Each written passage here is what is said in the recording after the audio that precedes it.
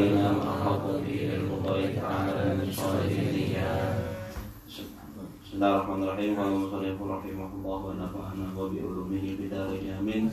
Al-walimatu. Walimah. Sekarang kita bahas tentang walimah, resepsi. Faslun wal walimatu ala ursi mustahabbatun qala Syafi'i wasan tasdukul walimatu ala kulli da'watin li hadisin sururin. Wa aqalluha lil muksiri syatun walil mukili ma tayassara wa anwa'uha kasiratun mazkuratun fil mutawwalati. Pasal sekarang kita masuk ke pasal selanjutnya tentang resepsi pernikahan. Walimah namanya. Walimah itu resepsi. Ada resepsi kita, ada walimah kita, walimah macam-macam. Nah, di antara sekian banyak walimah yang paling ditekankan hukumnya adalah walimatul ursi. Yang lain hukumnya sunnah. Kalau walimatul ursi khilaf, ada yang nyebutin hukumnya wajib, tapi yang kuat tadi disebutin hukumnya adalah sunnah, bukan sunnah yang ditekankan. Pasal walimatu alal ursi mustahabatul. Pasal adapun resepsi atas pernikahan mustahabatun, hukumnya sunnah. Waqala Syafi'i, nah ini disebutin ada dua pendapat hukumnya. Ada pendapat yang menyatakan bahwa walimatul ursi itu hukumnya wajib, karena ngambil dari hadis yang berpendapat wajib, ngambil dari hadis yang sahih menyebutkan Rasulullah SAW aulim walau bisyah, adakanlah resepsi walaupun dengan seekor domba. Itu perintah dari Rasulullah. Tapi kan perintah itu bisa arahnya ke wajib, bisa arahnya ke sunnah. Berpendapat wajib ini arahnya kepada wajib. Tapi menurut pendapat yang sahih bahwa hadis itu arahnya kepada sunnah, perintah ke sunnah. Nah, gitu ya. Sahuha annaha mustahabatun kalbudhiyah, sama saya korban wasairul walaid wal hadis al wasairul walaid. Jadi seperti resepsi lainnya hukumnya sunnah. Jadi hadisnya tadi arahnya kepada pensunahan.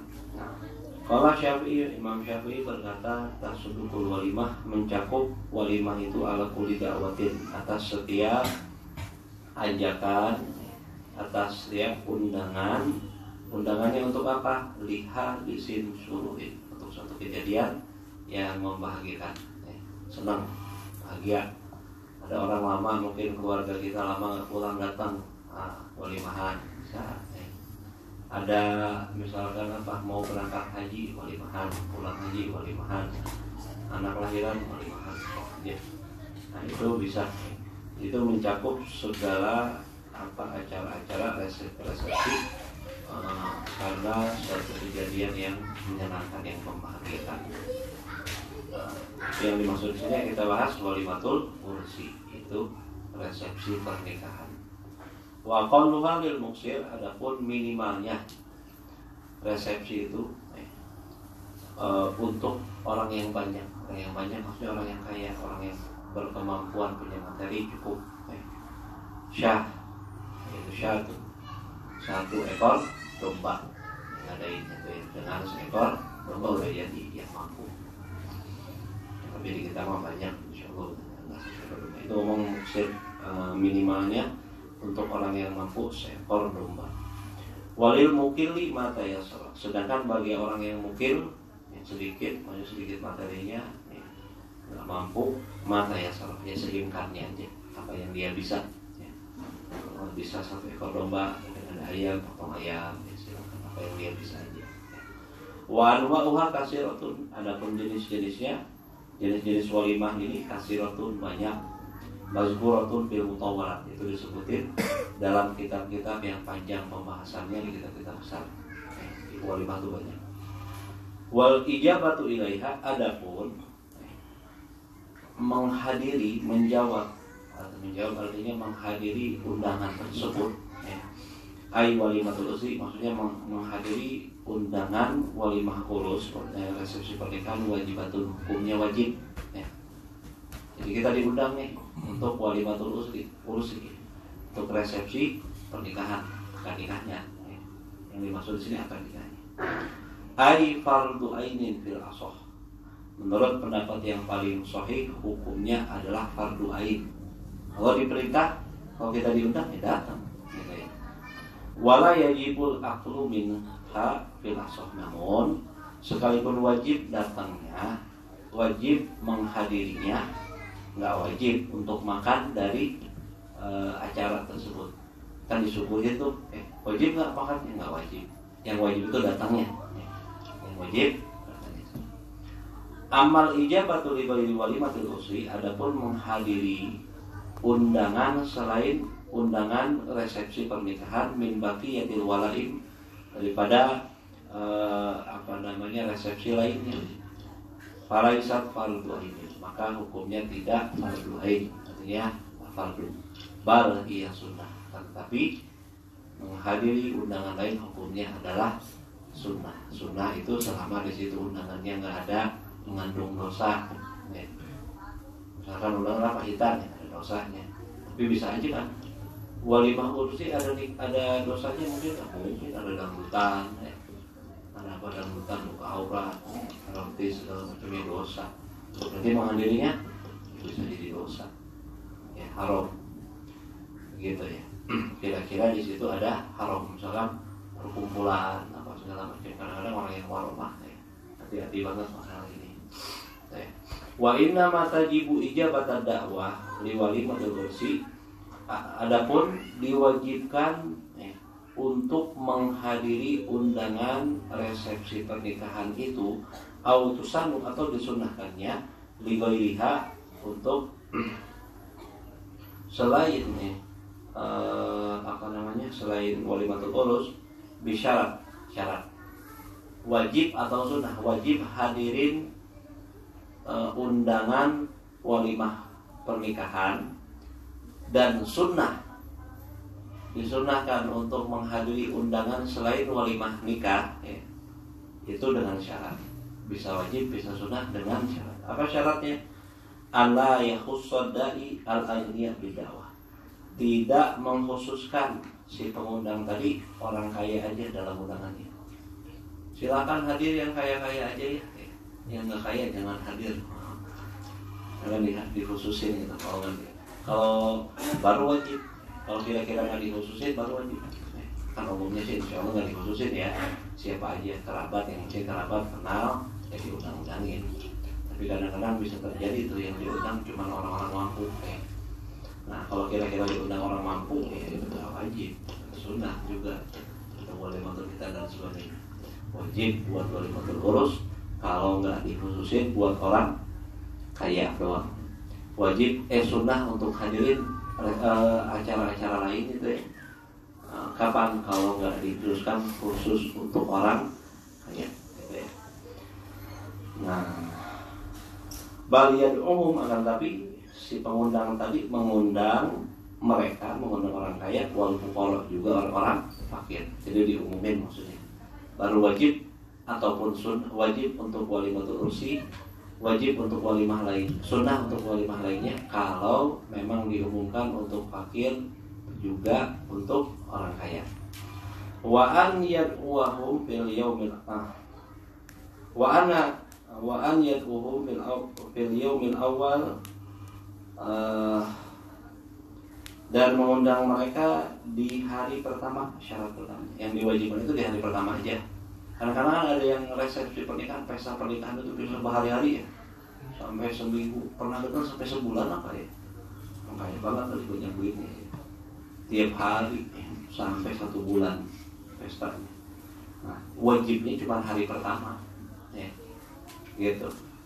Gimana kalau hari selanjutnya? Fa'in aula masalah satayam, maka apabila dia buat resepsi tadi, buat acara tadi sampai 3 hari, lam tajibil ijabatu, maka tidak diwajibkan untuk hadir kalau di hari setelah itu ya. Beliau misalnya pada hari kedua nggak wajib, bal tustahab, tapi hukumnya sunnah aja kalau walimatul ursi tadi. Hari kedua ada acara lagi, hukumnya sunnah, nggak wajib. Yang wajib hari pertamanya intinya sih akadnya, akad nikahnya tadi, hari akad. Waktu qorohu fil yaumis salis, dimakruhkan untuk hadir pada hari ketiga. Kenapa? Udah berlebihan itu mah boros, hukumnya boros. Jadi apa yang boros ya yang didukung, boros ngapain berlebihan. Terhabis walimahan aja, pesta 1 hari, 2 hari, 3 hari, buat beras kagak ada, repot, utang banyak kemana-mana, jangan pakai yang berlebih-lebihan lah. Ntar juga jadi kebiasaan, orang jadi bingung, nggak mampu ngikutinnya gimana, kan jadi gitu problem tuh yang nggak mampu akhirnya kesusahan.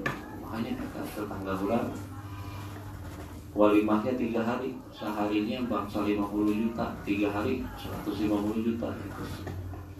Yang nggak mampu pening juga dengarnya 150 juta sekali hadir. Kalau sekarang bisa lebih, kadang-kadang nyewa gedungnya aja berapa. Jadi baiknya yang sederhana aja lah, yang sederhana. Maksudnya ya hari pertama itu sederhana, nggak berlebihan. Kalau hari pertama nggak berlebihan, hari kedua masih toleransi, hari ketiga baiknya nggak usah lah, banyaknya 2 hari gitu. Wa baqiyatu syurut mazkuratun fil mutawwalat. Ada lagi sisa-sisa syarat lain sehingga wajib hadir hadir walimatul ursi atau walimah lainnya. Itu ada syarat-syarat lain. Karena sebutin tadi cuma 2. Nggak dikhususkan orang kaya, tapi diumumin orang kaya, orang miskin semuanya diundang. Asal itu wajib hadir. Itu juga sunnah untuk hadir walimah lainnya. Terus syarat keduanya, wajibnya itu hari pertama, hari kedua mah nggak wajib, sunnah. Hari ketiga hukumnya makruh. Ada syarat 2 syarat ini, tapi disebutin di kitab-kitab besar. Di antaranya ya apa yang disebutin di acara tersebut nggak ada apa maksiatnya, berarti ini nikah itu ibadah, jangan dicampur sama hal-hal yang negatif. Itu kan ibadah. Kalau misalkan ada hiburan, nggak boleh hiburan. Hiburan boleh, misalkan ada musik apa segala macam nggak apa-apa. Walaupun lahun, kalau untuk nikah nggak apa-apa. Emang menikah mah pesta namanya juga. Tapi tetap jangan sampai ada maksiat.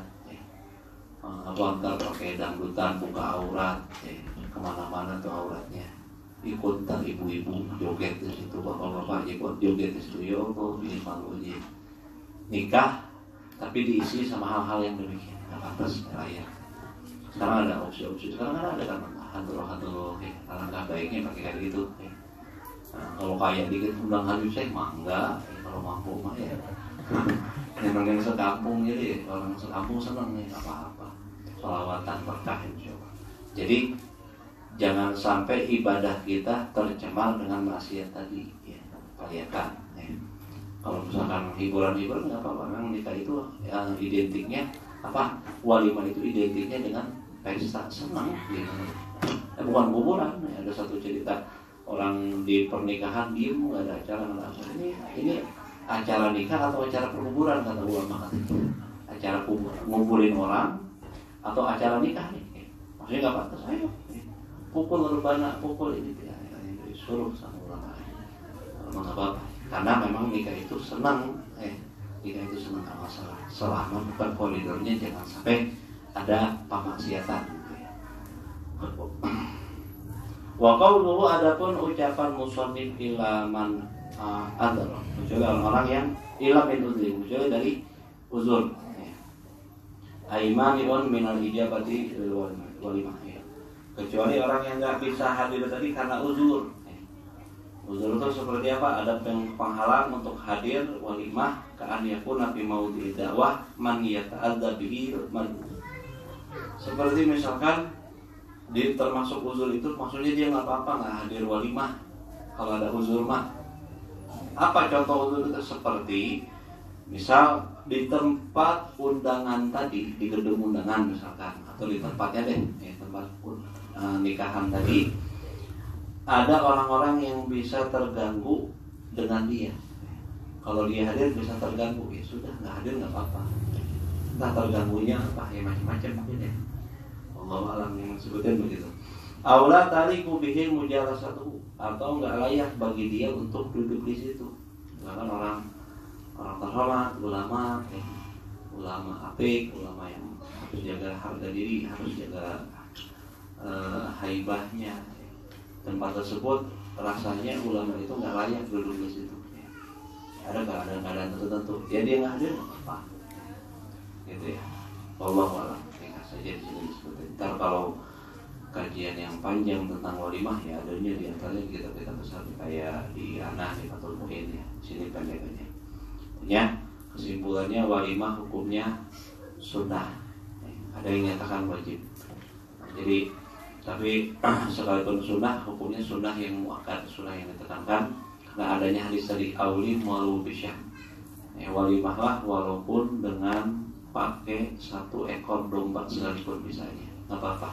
Nah gitu ya. Itu juga apalagi menghadirinya gimana? Hukum menghadiri hukumnya fardu ain, yang bilang fardu kifayah. Minimal ada yang meramaikan macam-macam. Yang jelas hukumnya fardu, tapi fardu kalau memenuhi syaratnya. Begitu juga sunnah menghadiri undangan lain kalau memenuhi syaratnya. Yang antara syaratnya tadi bukan hari pertama yang diwajibkan, dan hari terus apa? Enggak dikhususkan pada kelompok tertentu. Wallahu a'lam. Nah itu juga diantara yang penting ya. Diantara hal yang boros dalam pernikahan itu seperti apa, buat undangan mahal-mahal tuh ya. Mungkin ini perlu adat ini perlu dikurangin ya. Akhirnya itu ada kalimat thayyibah.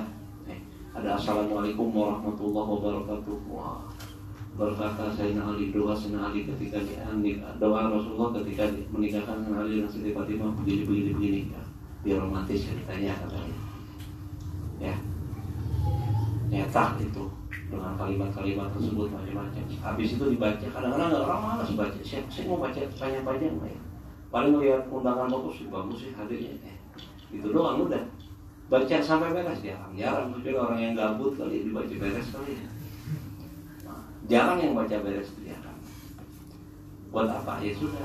Kira-kira bisa nih kalau kita bisa merubah adat ini boros pemborosannya. Kalau di Palembang itu anak lihat pernah itu Palembang di orang masih undangan nih kayak kertas fotokopi ini. Tulis siapa yang menikah siapa dengan siapa, lokasi pernikahan, jam pernikahan, alamatnya. Itu 1 lembar kayak gini bisa ada berapa kolom, dipotong-potong kasih. Kan ini buat pemberitahuan doang, ya enggak? Kagak ada bismillah, kagak ada selamat. Buat apa itu? Selamat sebentar aja ketemu pas di acara nikah aja udah ya. Assalamualaikum pas ketemu aja kasih udah. Yang ada anjuran di situ udah bisa pemberitahuan aja kok. Cukup aman. Kira-kira dilempar di situ nggak masalah. Ya, yang penting aksaranya bukan aksara Arab, ya enggak? Gitu, ngerti nggak? Ini penting nih. Kan lumayan tuh. Yang mungkin biasanya kalau buat kartu undangan itu berapa sih? 1.000 kira-kira berapa sih minimnya? 600.000.